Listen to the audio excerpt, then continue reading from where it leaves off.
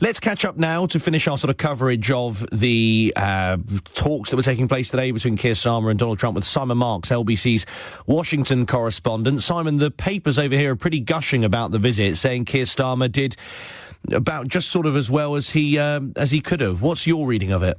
Well, I think from Downing Street's perspective, it could not possibly have gone any better. And I think the newspaper headlines there are reflective of that.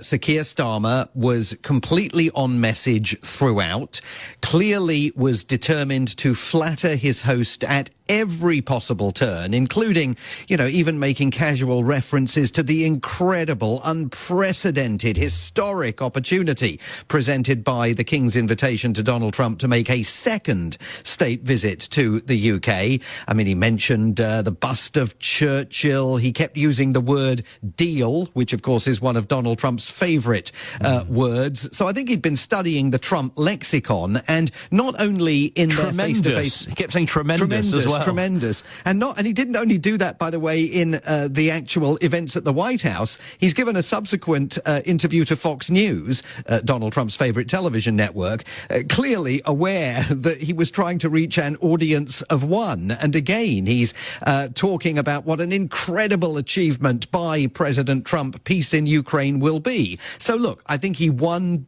Donald Trump over. But there is a caveat to all of this. He still, ever so gently, had to explain to Donald Trump that the aggressor in the Ukraine conflict is Russia.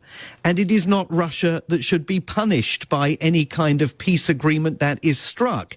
It should be the aggrieved party, Ukraine. He pushed gently in both his White House meetings and in the Fox interview for the President of the United States to understand that security guarantees are an inherent part of any peace plan.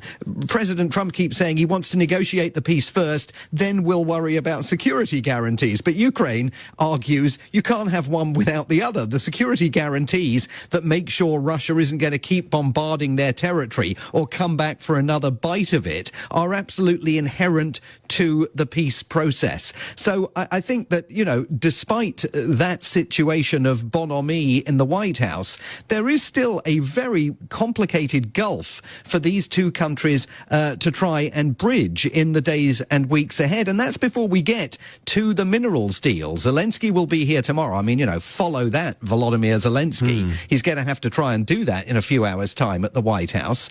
The reality is that President Trump is inveighing the Ukrainian leader to give up a substantial portion of his own country's rare earth minerals to compensate the United States for money that the President of the United States again falsely claimed was $350 billion that he says the US gave to Ukraine. That number is flat out wrong. The actual number is closer to 120 billion, and much of that money was spent in the United States, not given to Ukraine. But, the Prime Minister sort of gave up, I think. It's conceded this notion that the US should be paid compensation by Ukraine. And, French President Emmanuel Macron on Monday tried to push back against that notion. But tomorrow we'll see Zelensky here and we'll see whether he agrees to sign this deal.